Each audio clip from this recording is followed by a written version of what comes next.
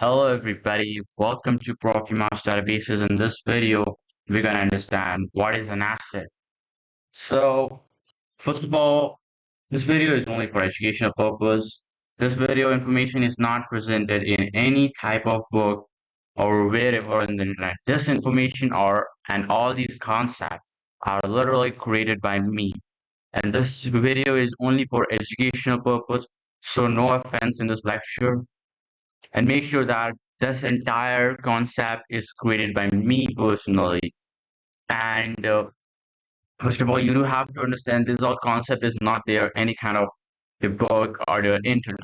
Actually, the normal definition which we got in our book is just an updated version of that, and I'm going to explain you a lot of things in this video. Okay, if you really want to do asset management, you don't want to do anything else, you want to earn money from doing asset management, then this video is absolutely for you guys. This video, you will understand what is an asset very clear. So next up, these concepts are totally created by me, so I can take copyright action if I find the same information being shared on the internet. And make sure, guys, this is a part one of what is an asset. There will be a lot of parts coming right after this video on my YouTube channel. Exactly, it will be coming, and I'm going to give you a lot of knowledge for now. There's some limited amount of knowledge which I'm giving in this particular video. So let's start. So what is an asset?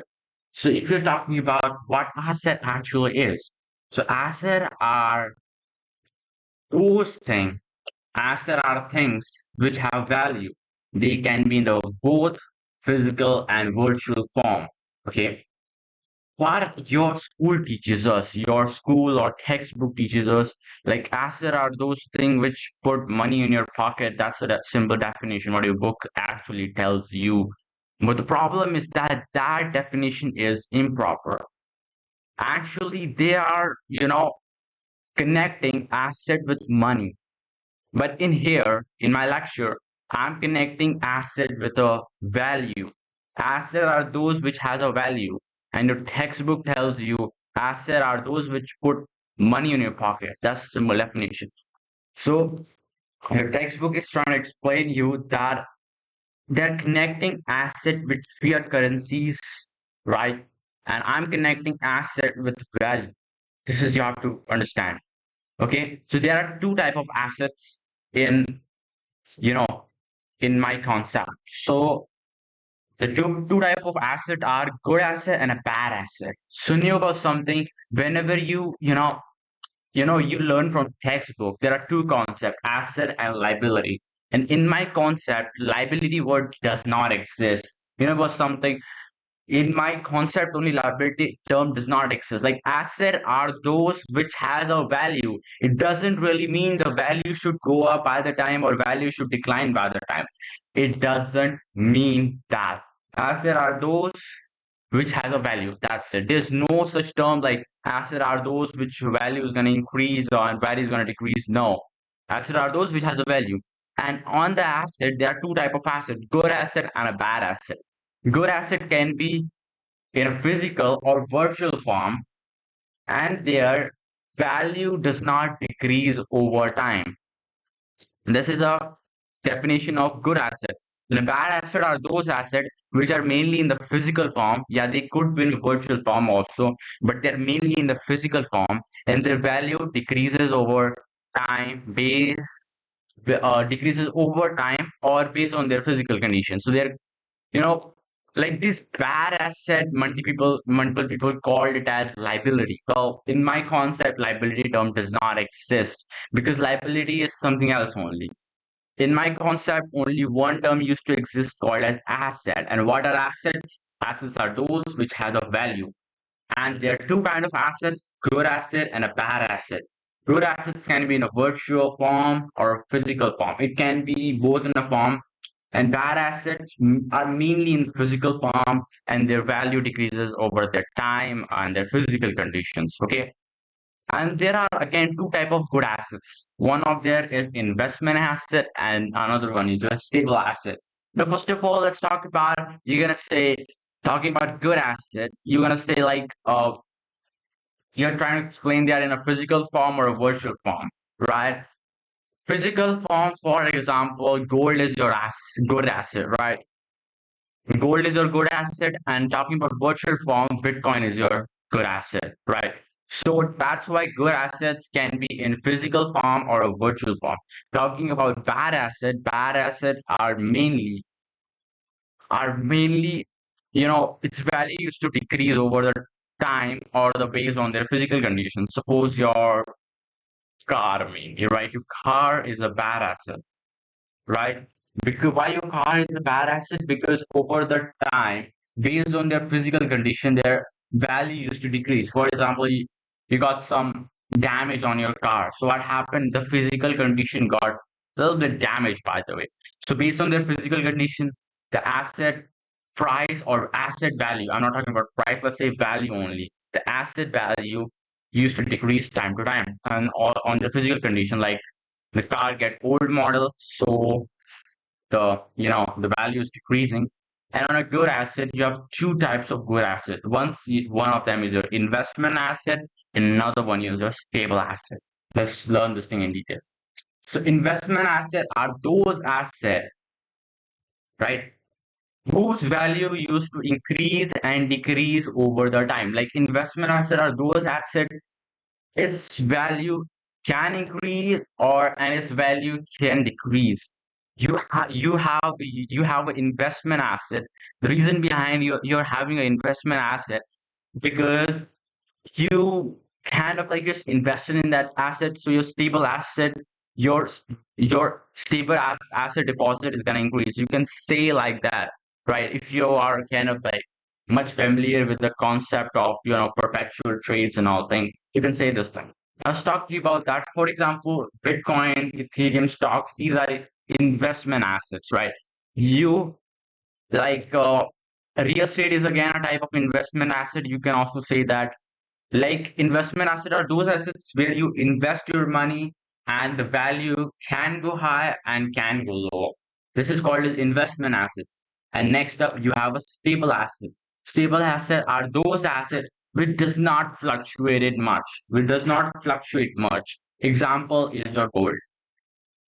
Now, in more time, if there any kind of trading is going on, multiple people use investment asset and a fiat contract. You can say fiat currency or fiat contract. I used to say it's a contract because government has given us that particular contract of a fiat. So multiple people uses fiat currencies with the investment asset. They don't, in terms of stable asset, they uses fiat currencies. They don't need gold, by the way.